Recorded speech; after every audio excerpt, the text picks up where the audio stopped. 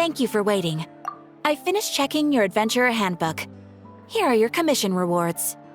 We have no other urgent commissions on the books at present. Thank you for all your hard work lately. Perhaps you two could consider taking a vacation. Amazing! Paimon never thought we'd end up having downtime in Nod-Krai. Things were pretty hectic when we first got here. Everywhere you looked, it was either the wild hunt causing chaos or the Fatui stirring up trouble. It felt like this whole region was one giant slime in a barrel, ready to go boom at any moment. Sure have. Things were looking pretty dicey, but in the end, we managed to turn it around. Whoa! Paimon just got deja vu! Oh, that's right. It's because we've done this like a million times now. Yes. Are you two aware that the Moon Prayer Night is soon to take place? Oh, yeah! Llama told us that was coming up soon. Wait, why do you mention it, though? Do people in Nasha Town celebrate it, too? Paimon thought it was just for moon goddess worshippers. You're partially right. Most people in Nasha Town just see the festival as an opportunity to do business. They do not concern themselves with the religious element. The festival was first celebrated by the Frost Moon Scions. On this day, they would wear moon prayer blossoms and celebrate the birth of the moon goddess through song and dance. They would also prepare food and handicrafts and give them as gifts to others. Over time, it became Nod-Krai's most lively festival. Oh, sounds like fun! Great! Well, in the meantime, since Catherine doesn't have any commissions for us, let's focus on some personal business instead. When we first got here, you mentioned that this was where your spaceship landed? We didn't get to follow up on it at the time, because we got wrapped up in that whole rare air situation, but now we can finally start investigating it properly.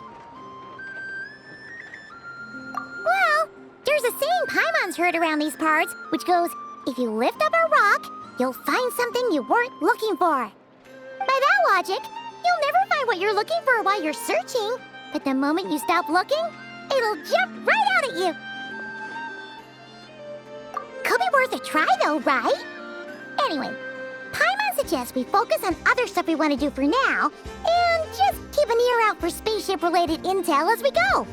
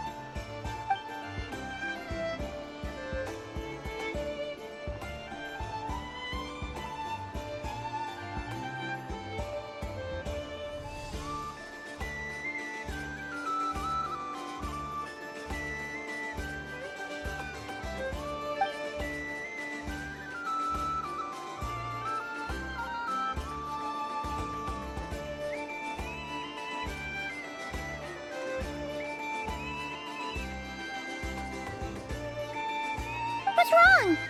She looks super serious all of a sudden.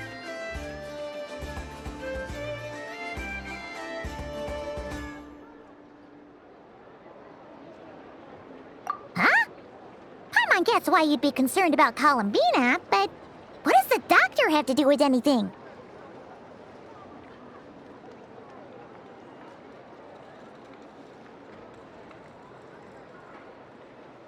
Oh, that's true.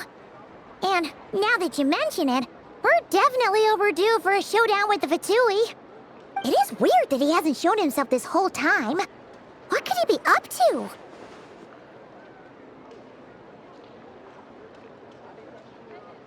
True. Paimon would much rather deal with Marionette anyway. She says the meanest things, but when it comes down to it, she doesn't seem like a bad person. Maybe it's the pressure of being a Fatuse? Especially as a Harbinger. Does she feel like she's gotta act tough to keep up appearances or something? But then, every time we headed out with Rarier, she always wound up having to repair Polonia and her other robots. That's gotta sting. Losing face always hurts more for people who care a lot about their image. She's probably still furious about it.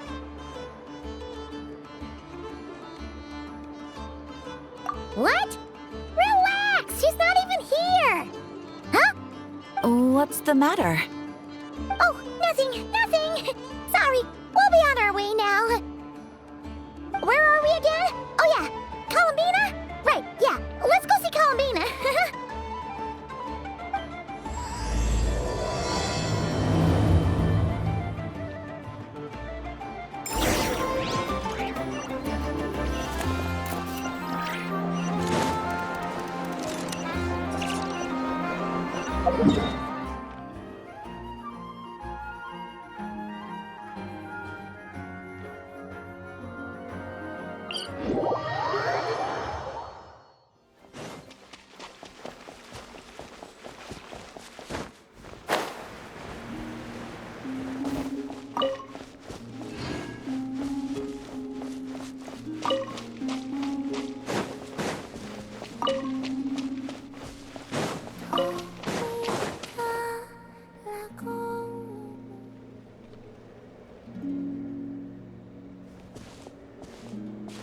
She's sitting up! Is me sitting here a rare sight? No, we just thought you'd be resting. Perhaps I would have been, were it not for the sudden arrival of some unexpected guests. Not that I consider it a disturbance. After all, you are the only ones who are free to enter. Would it not be a little unfriendly of me to lie down while we speak? I didn't realize you put so much thought into little things like that.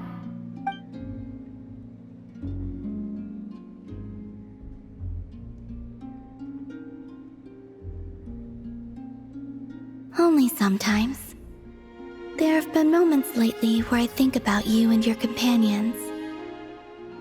They are warm, mysterious, and cozy memories. Very few of my past memories are anything like that.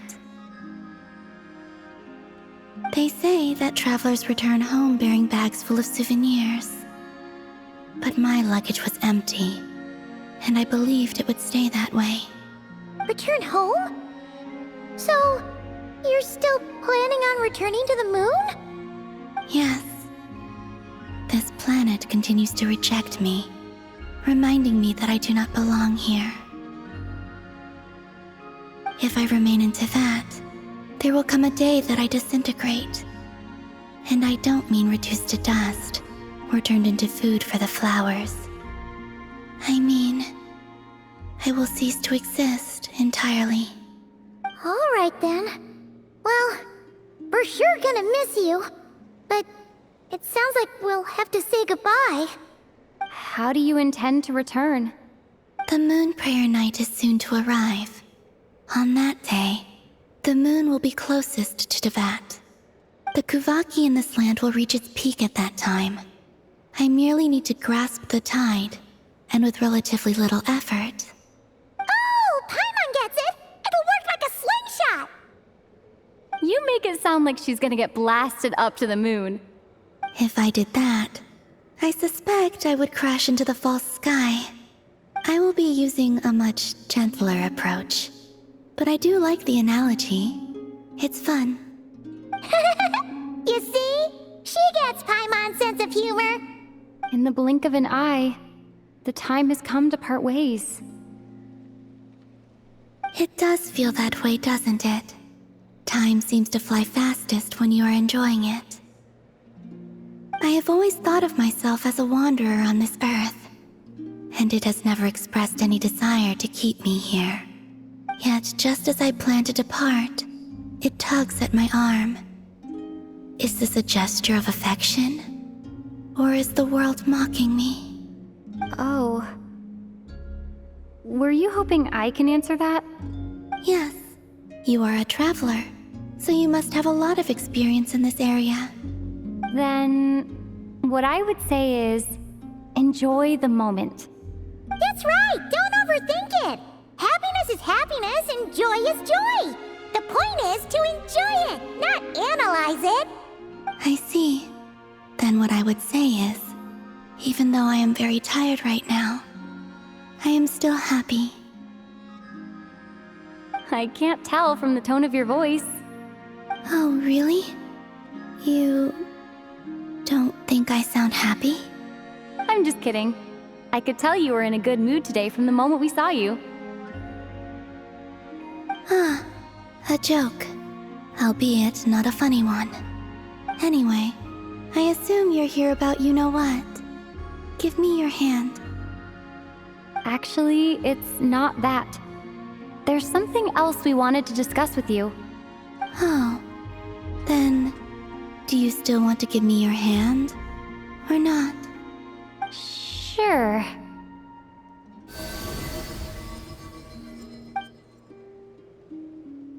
Thank you. So, I've heard that in the Moon Prayer Nights of the past, people here would hold celebrations in the Moon Goddess's honor. Since you helped so much in our fight against the Rehir of Solnari, I think you deserve a farewell party before you return home.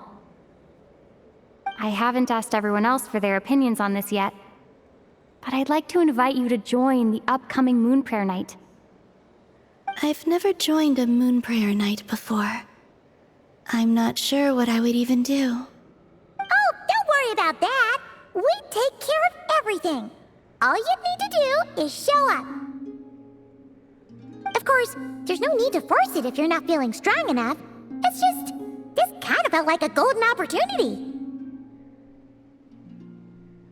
But they call me Kutar, and the Fatui have an arrest warrant out for me. I shouldn't appear in public right now.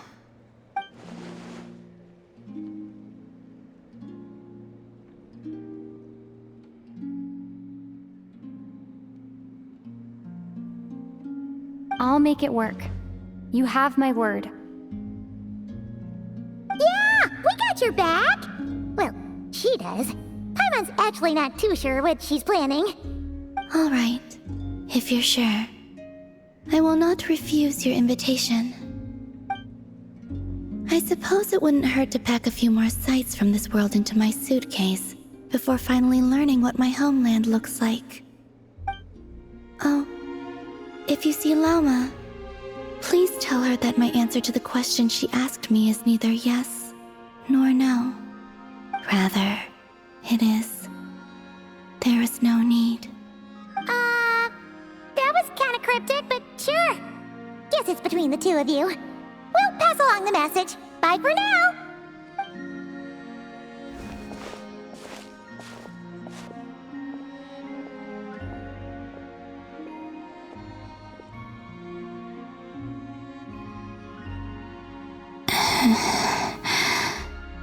And also, I do not know.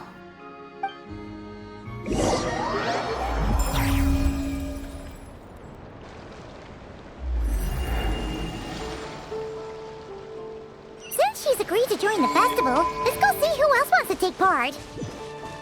Lauma's gotta be the person most familiar with the Moon Prayer Night. We should start with her. Also, what exactly is your plan to keep her safe? I'm not sure yet. I'll figure something out. What? Are you serious? And Paimon even gave you her vote of confidence back there. When did you become so sneaky?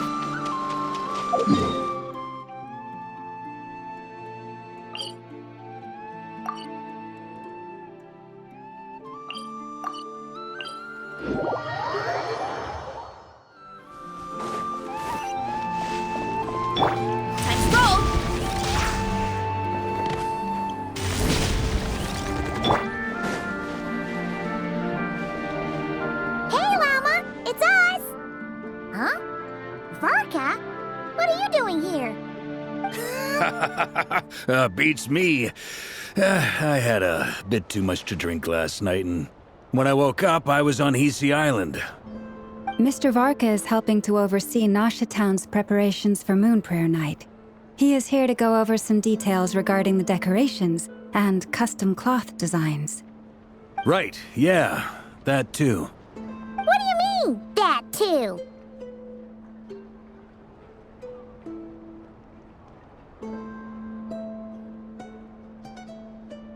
Yes, celebrating this festival is a long-held tradition here in Nod-Krai. On this day, The crescent moon at the top branches of the verdant crest turns into a full moon, and the moon prayer blossoms bloom with a special radiance. Our people take these to be blessed omens. It's an especially welcome event coming off the back of all that nasty business with Rare. Everyone got put through the ringer recently, and now they're looking to turn their fortunes around. The big shots in town all agree that a big, lively celebration is just what we need to rebuild people's faith in this place. No wonder Catherine said that people weren't so bothered about the religious element.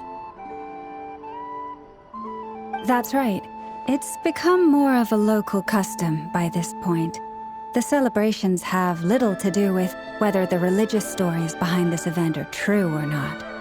Even the Frost Moon Scions are eagerly awaiting the coming of Moon Prayer Night, despite now knowing that their past beliefs were founded on a falsehood. That's fair. It's a bit like the Lantern Ride in Liyue. It's a chance for people to enjoy themselves, not debate the existence of the Adepti. Oh, one other thing! We just went to see Columbina. We went ahead and invited her to take part in the festival this time. Hope it's okay. Wait, so... you mean she agreed to it? Huh. That's quite a surprise. Then, I suppose that she intends to return to the moon on that day. Oh, yeah! It's kind of a complicated process, but basically, it's like a slingshot. I understand. In truth, I had a feeling that she might make such a decision. Well, if Kuthar has decided to participate in the festival, we should prepare accordingly. Yeah, exactly. She was saying how it could be risky for her to show her face in public. We were wondering if there was any way we could hide her. Unfortunately, the people who carved the statues did an excellent job of capturing her likeness. It will be very challenging to hide a goddess whose face everyone is so familiar with. Darn! We may have bitten off more than we can chew here. Nah, don't sweat the small stuff. We can handle that. Huh? Are you saying you have a plan? Not as such, no, but the most important thing with a festival is to keep the mood light and your spirits up. You can't go preparing for a festival with those long faces. You'll never convince anyone to enjoy themselves. The Mondstatter spirit is strong with this one. As it happens, I agree with Mr. Varka. Let's start by making our appreciation for Kuthar the beating heart of the festive atmosphere. And who knows? Once we get the ball rolling, perhaps everything will just fall into place. Hey! Did you catch that? Llama said the thing! Or close enough at least. I'm looking forward to the Moon Prayer Night already. We have a festival in Mondstadt called Windbloom, and you can always tell which couples are celebrating it for their first time by the smiles on their faces. Big, beaming smiles like their whole face is glowing. And I have a feeling we'll get to see that same smile on the Moon Goddess's face at this festival. Not quite the same, surely. Anyway, I'll take care of business in the city, but I'll have to leave the decor up to you and the Frost Moon Scions. No one else can capture that traditional aesthetic quite like you guys. But lastly, there's the final key element that brings the festival to life: companionship. Before you leave, let me show you something that we've been preparing. Mr. Varka had asked to see it already, so you may as well tag along. Also, I have some further questions about Kuthar's decision.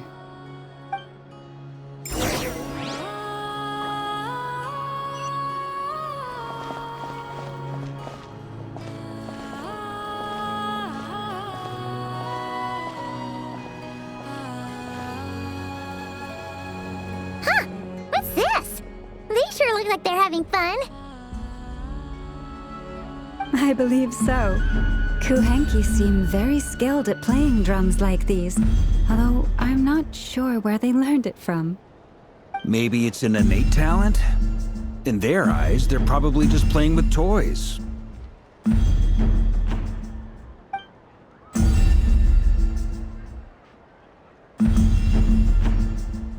Wanatar! You wanna play too?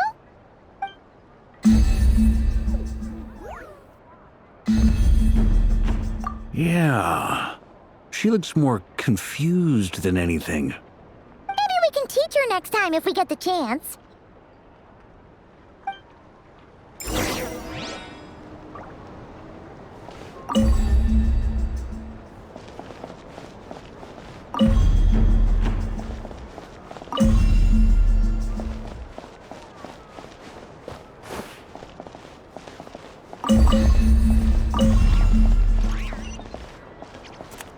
What are these floaty things? Moon veils. We hang them from buildings in the city during the festival. When you look at the sky through them, it creates a lovely misty effect.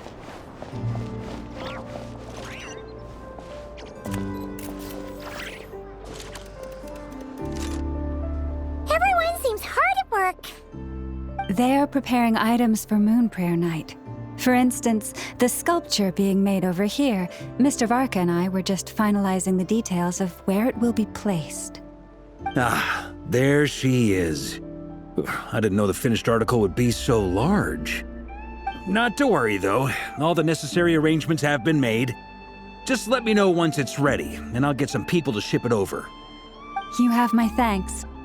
And over here, we are preparing a very traditional confection. Oh, look at all these colors! It looks great! Can Paimon try one? Of course. I have a feeling you'll like it a lot.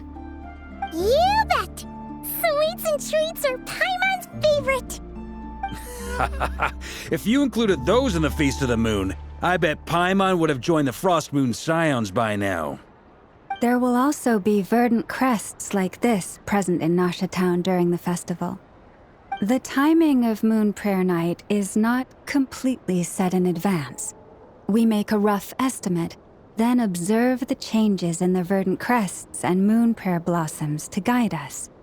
As such, the wait itself is a fun feature of this particular festival.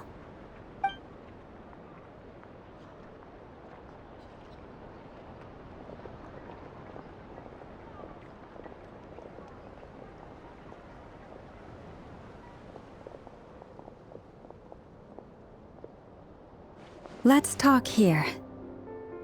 To tell the truth, I am very surprised to hear that Kutar is willing to participate in the festival. I once asked her if she'd be willing to stay with the Frost Moon Scions. I could introduce her to everyone, and we could be a family to one another. She did not answer, but she has not appeared here since. I took this to mean her answer was no, but if that were the case, she would not have accepted this invitation.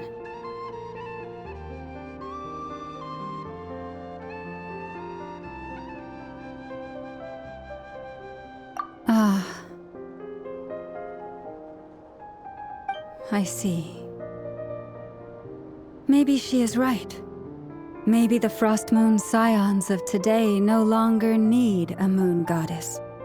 But my wish was not for her to come here and be worshipped as a deity. I simply wanted to offer her a place to stay.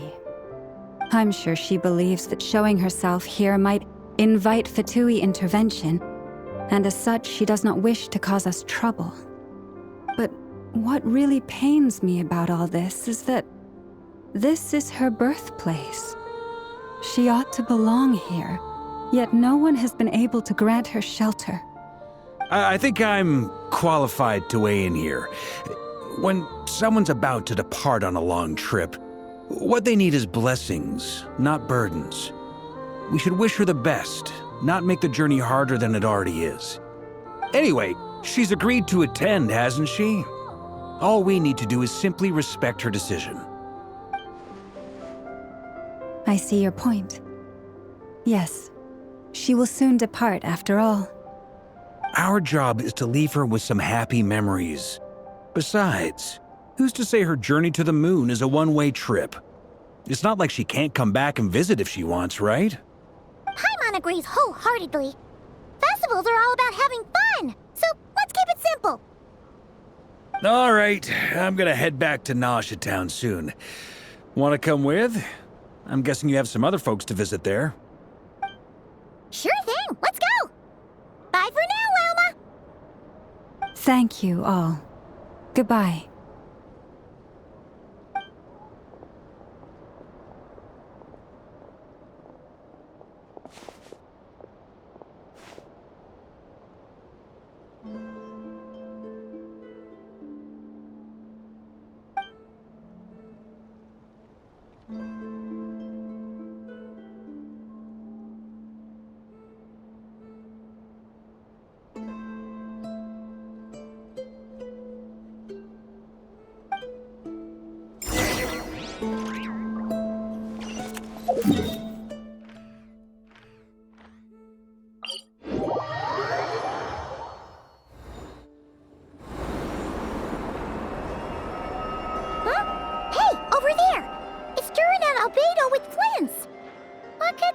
Chatting about?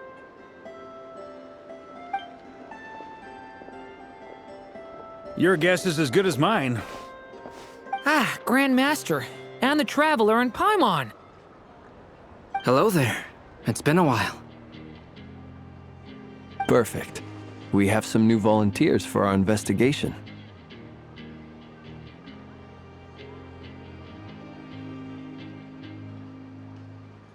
Wait, let me guess.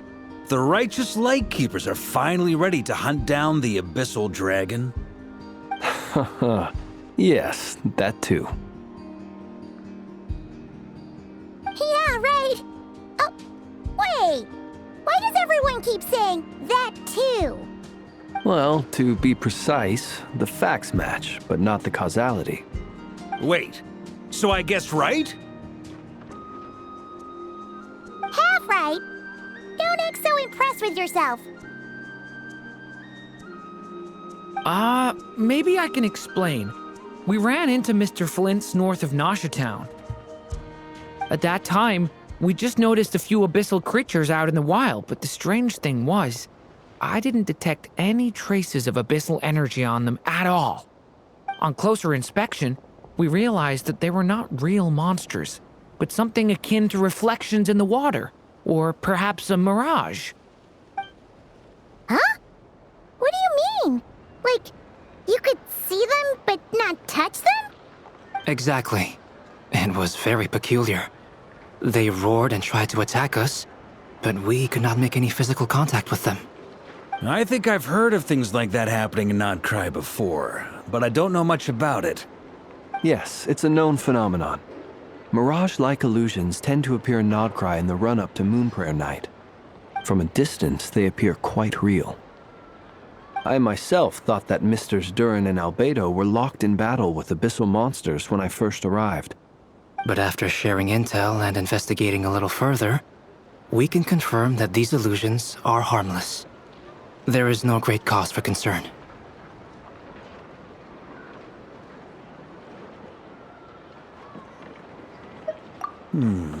All the Mirage stories I've heard are either animals, rocks, or small houses.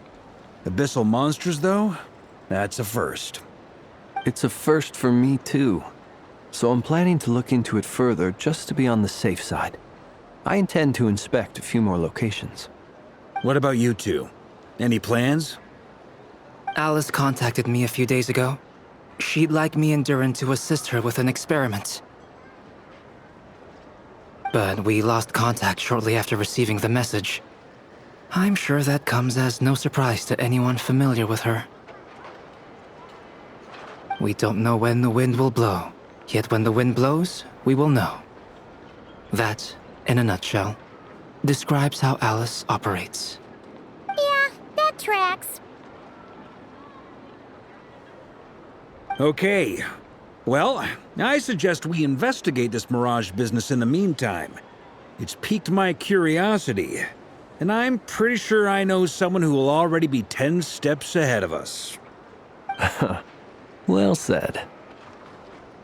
Right? Whatever's happening in Nod-Krai, she always seems to be the first one to know.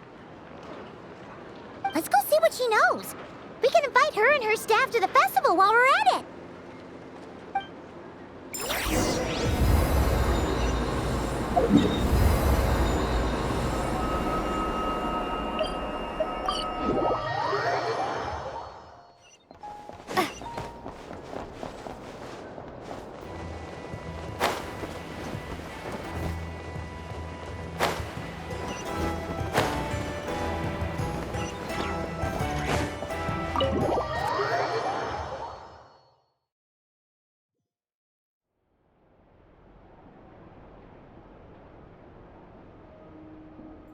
You're right, I have noticed.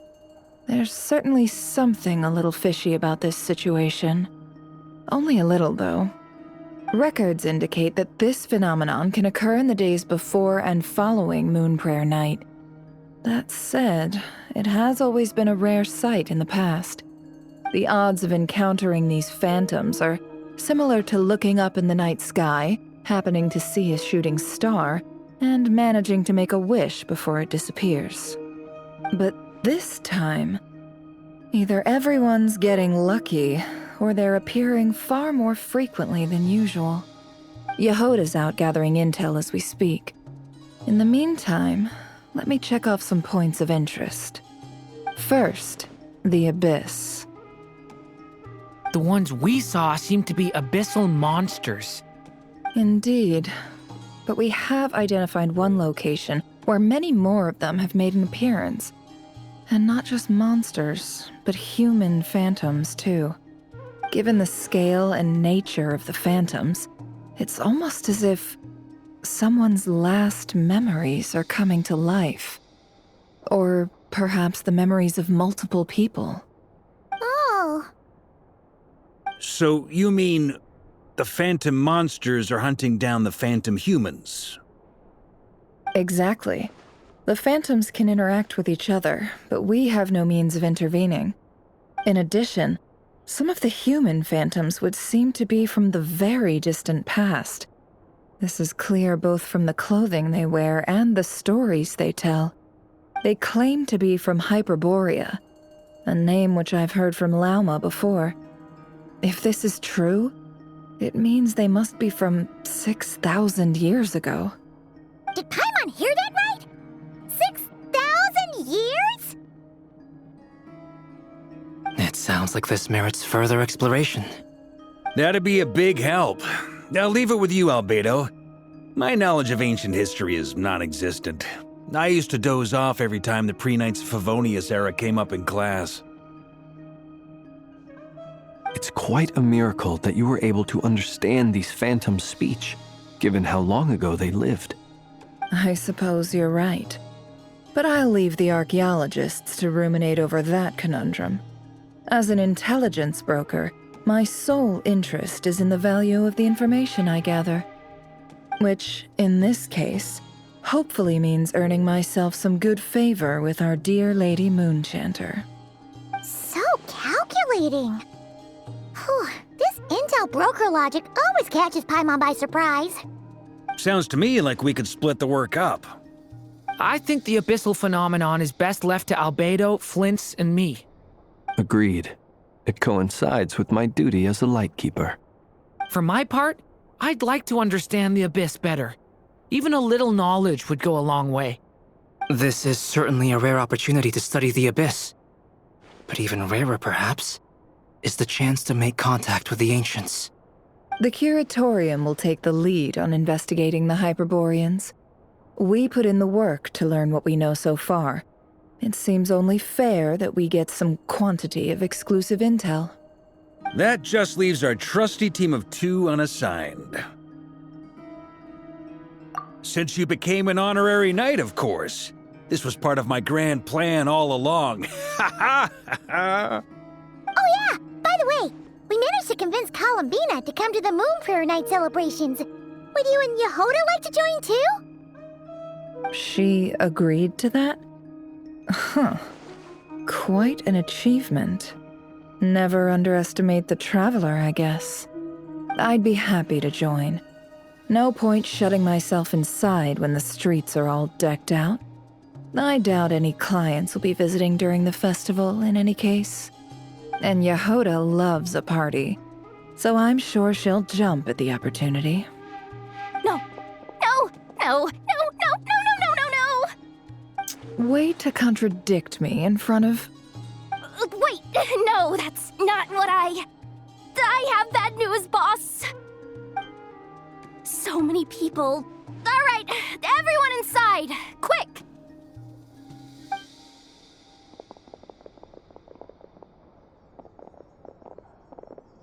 This is gonna sound crazy, but hear me out. I saw one of those phantoms at Star Sand Shoal, and it was some sort of flying ship. Like a spaceship? That's gotta be the one you came to Tibet in. You said you saw the same thing through the moon marrow, right? Huh? You already know about it? Ugh, I thought I was gonna blow people's minds. Turns out I'm the last to find out. Wait, back up. You came here in a spaceship? Now my mind is blown! What's it like on the inside? Was it like flying through space? I want to know everything! Yep, exactly. Huge discovery. You're the best, second best intel broker in the world. After your boss, of course. Wow. Really? Well, I don't know if I'm all that, but... I guess that decides where we're heading next. Come on, don't look at me like that. I know the spaceship doesn't have anything to do with me, but you don't want to leave me as the only one twiddling my thumbs, do you? Please? Fair enough. You can tag along. In that case, let's meet back here to discuss our findings once we're done. I wish everyone a productive investigation. You too.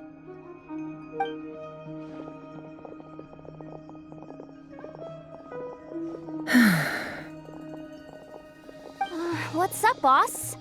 Aren't we gonna head out? Tell me, Yehuda, when did the curatorium start giving out intel for free? Oh, sorry, boss.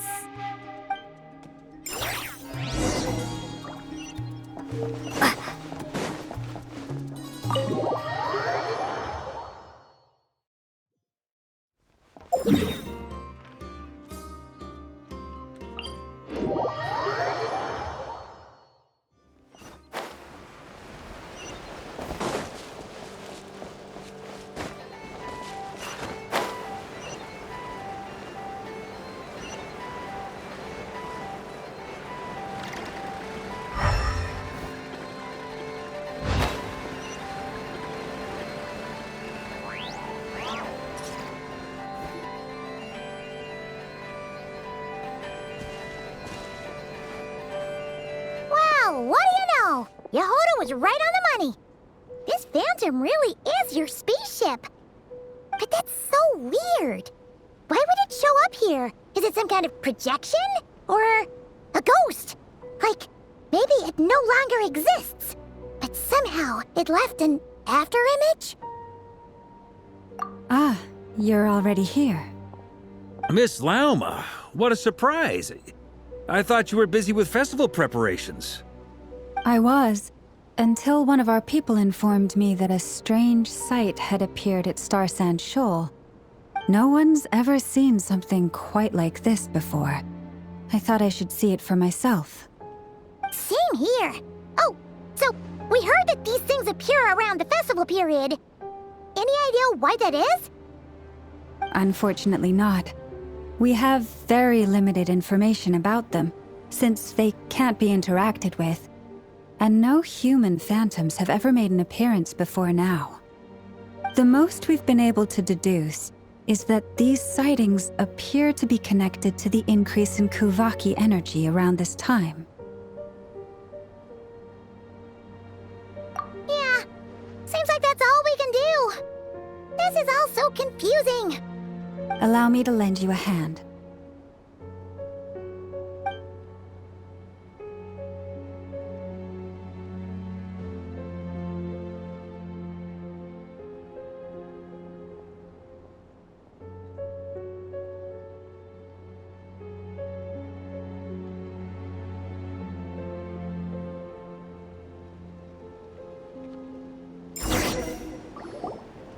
everyone. Our friend here should be able to provide us with some information. Is that a phantom rhyme-horn deer? I've heard about how the Frost Moon Scions live in harmony with the animals and can even communicate with them. That's coming in handy now, for sure. Okay. Yes, I understand. Then how about this?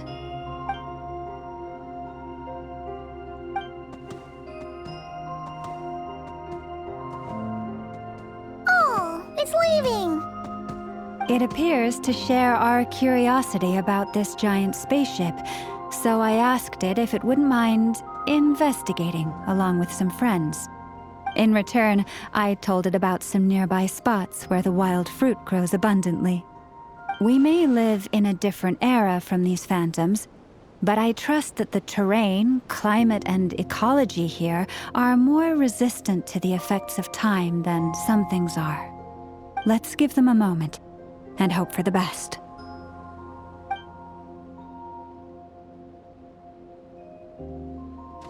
All back together? Must have been a lot of fruit. Indeed. Now let me ask them some questions.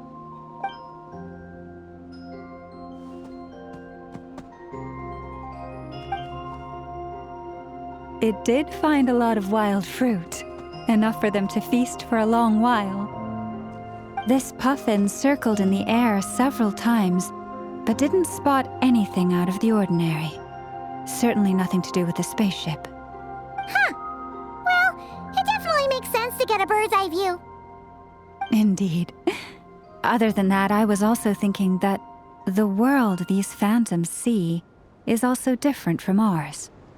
Oh, I get what you mean. The wild fruit exist in both times and spaces, but there might also be things that only exist in that space-time, which we can't see. Good point. Great thinking, Lauma. Blunthorn rhinos can use kuvaki to shift great rocks, but this one says it couldn't get that ship to budge by even an inch. The sniffer mole tried too, but despite being a skilled digger, it could not get through. They say that the spaceship looks robust and undamaged. It seems completely impervious to any and all attacks. Whatever lies within is well defended from harm. So, just like us humans, there was nothing they could do about this spaceship either. Yes, still, they deserve our thanks. We are grateful for all your efforts, dear friends. Now go, and enjoy your feast. I've noticed some other human phantoms gathered nearby. Come on, let's go talk to them.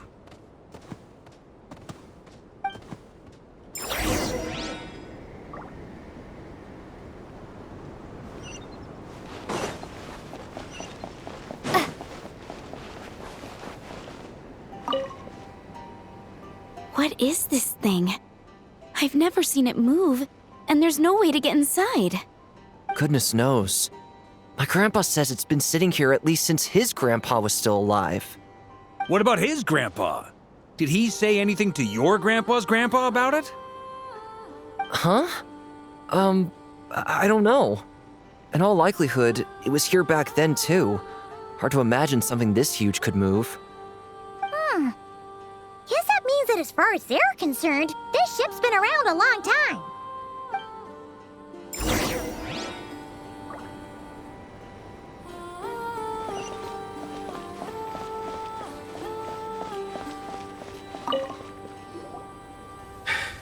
Come on, brothers. If we can get even a small chunk off of this thing, it's gotta be worth a fortune. Today is the day we strike it rich.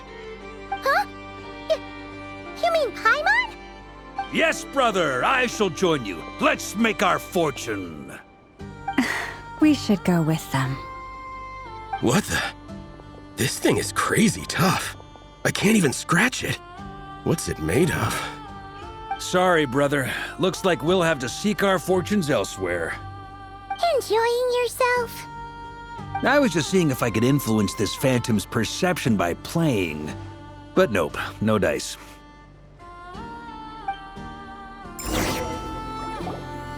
I'm sure we're all starting to build up an idea of what's going on here now that we've spoken to some of the people. These phantoms are reenacting real historical events in Nod-Krai. It's almost like we're in some kind of interactive stage play.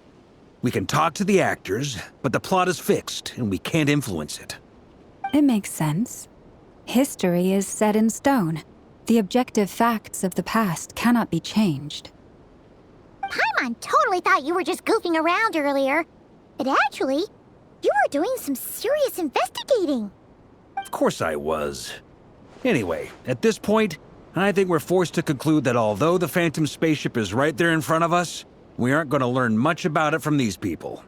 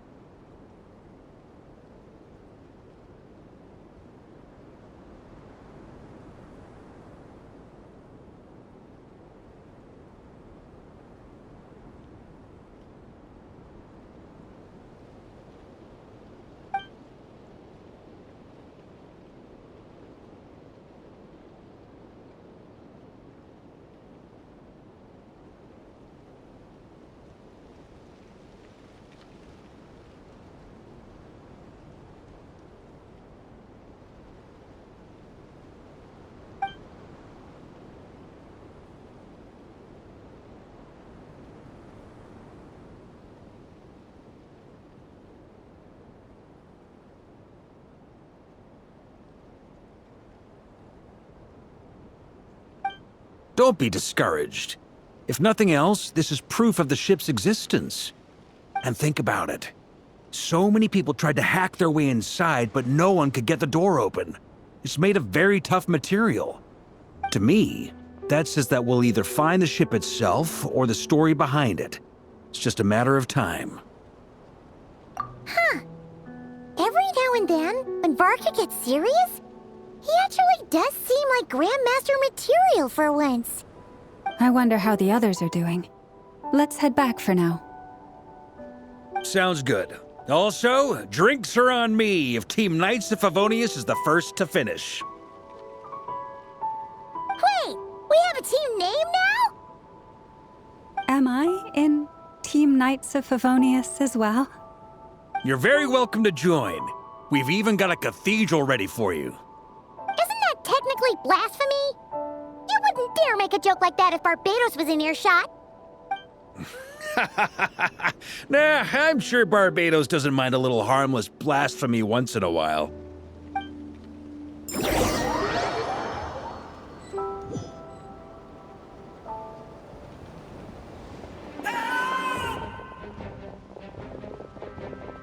Oh, no!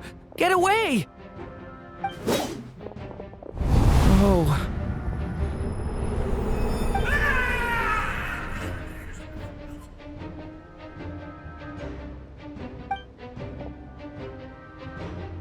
I know it's hard to stomach, Mr. Duran. But as I'm sure you've noticed, there is nothing we can do to intervene in that which unfolds before us. But we have to at least try. And try you have. But are you aware of how many unsuccessful attempts you've made now? I wasn't keeping count. I'm afraid this is the 39th failure so far. Or the 5th if we're only counting this particular victim. There are no indications that these phantoms may be altered in any way. You seem to have calmed down a little. I'll make us a fire. You should rest and have some water. Feeling any better now, Mr. Duran? May I ask a few questions? Be my guest. What exactly are we witnessing here? What happened to those people? My guess would be that we are seeing Nod-Krai during the Conrian Cataclysm. Would that be accurate? Conria. That is correct. As you know, once the Abyss senses even the tiniest crack, it floods in and spreads like wildfire. There was a time in the distant past when it permeated all of Nod-Krai, causing immeasurable harm. The people paid a terrible price to heal this land. Then 500 years ago, the whole of Tevat suffered an abyssal disaster. Once more, Nod-Krai was dealt a devastating blow. I see. In the face of the abyssal onslaught, all were like grains of sand tossed around by a tidal wave, be they human, fae, or god. The moment you witnessed is but one drop in a whole ocean of catastrophe. All right. I guess that answers my second question, too. I wanted to know why there's nothing I could do to help them, and that's because what we are seeing is history. That would be my guess as well. As I understand it, history and fate are not all that dissimilar. The latter may be unseen to us, but both are immutable. Yes. Fate was determined long, long ago. I still have a couple of other questions for you, Mr. Flint's. You mentioned more than one abyssal disaster that has struck this land in the past. How can you be sure that what we're seeing is from the Conrian incident? And also, how are you able to stay so calm when you're talking about these events? From everything I know about you, you're not cold or ruthless, and you're not indifferent to the suffering of others. Alas, I am forced to show my age. I must be 600 or 700 years old by human measure. Wait, so you... One is not easily moved by history when one has witnessed the truth firsthand. I'm sorry. You needn't apologize. Your passion is a good thing to have. Treasure it, because someday you may find it in terribly short supply. Now, at the risk of offending you, I have a question in return. Your curiosity toward the abyss, is it born from hatred or because you sense its call? I only ask because I kept a fragment of Rarir's body in my lantern for a short time. Specifically, his heart. So I know what a burden it can be to carry the abyss with you. And I hear its power growling from somewhere within you. In my eyes, your mere existence is a miracle. My honest answer is... I don't know. I don't think I have the confidence to say for certain. What I will say is the abyss is not the only issue that haunts me. Even before I became who I am today, the question dogged me constantly. Should I even exist at all? My doubts remain unresolved. But when we fought Rarir, something became a little clearer to me. Sometimes it is the darkness within us that allows us to achieve the impossible. I certainly got the sense from your 39 attempts that you were trying to achieve the impossible. It sounds like you've resolved to see the truth for yourself. Absolutely. In that sense, he and I are quite similar. Then I wish you every success. I look forward to the day of your transcension. Well, if everyone's caught their breath, I suppose we should head back. Oh, and one last thing. I'd appreciate if you kept our discussion about history a secret.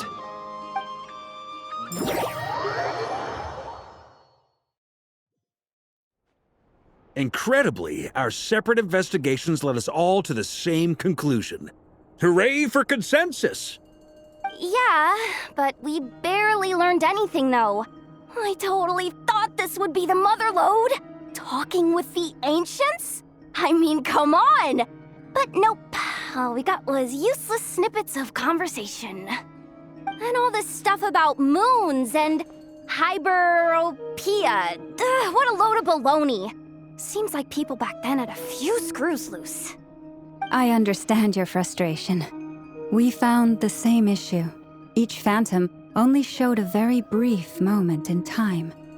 There isn't much value to be found in these miscellaneous fragments of a civilization's history, no matter how glorious it may have been. If there's a silver lining, it's that these phantoms are harmless to the present reality. They shouldn't get in the way of the festivities. Paimon agrees. And not just because it's the first thing she understood in this whole conversation. You look disappointed, Nefer. Is something the matter?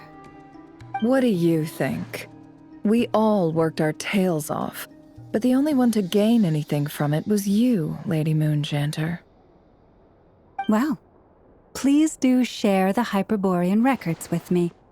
I will gladly inscribe them in our people's documents. Oh, duh! Yeah! That was it! Hyperborea! Hyperborea. I'm serious. Only an expert in the Frostmoon Scions and their history can turn these records into valuable research material. The alternative is to let them gather dust on the Curatorium's storage shelves until the pages turn yellow. Nefer, you're wise enough to know that cooperating and sharing the profits is the best course of action here.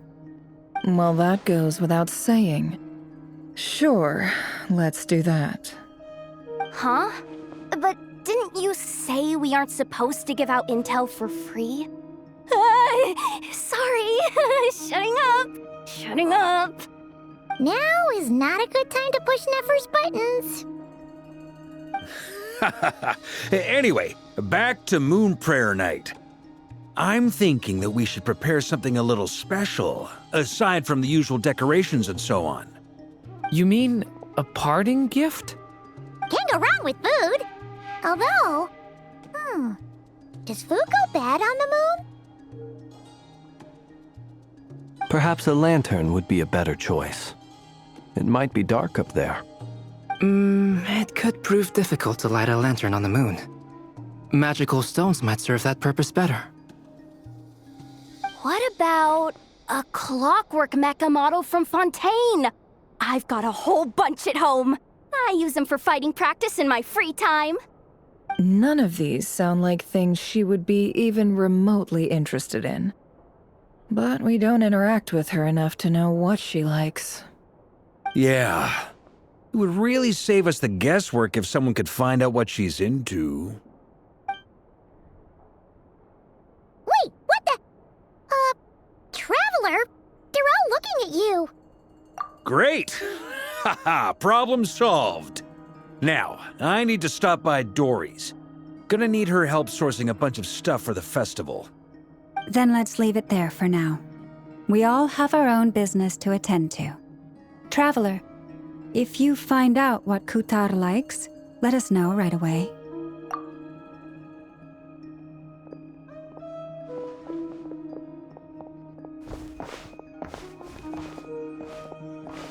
Is something the matter? I'm fine. It's just... I'm still feeling a little rattled after witnessing the horrors of the Abyss. But it's okay. This is something I have to work through. I'll be all right. Thanks for your concern. Well, don't put too much pressure on yourself. If you ever feel like something's wrong, physically or mentally, we're here to talk. Come on. Stop treating me like a kid.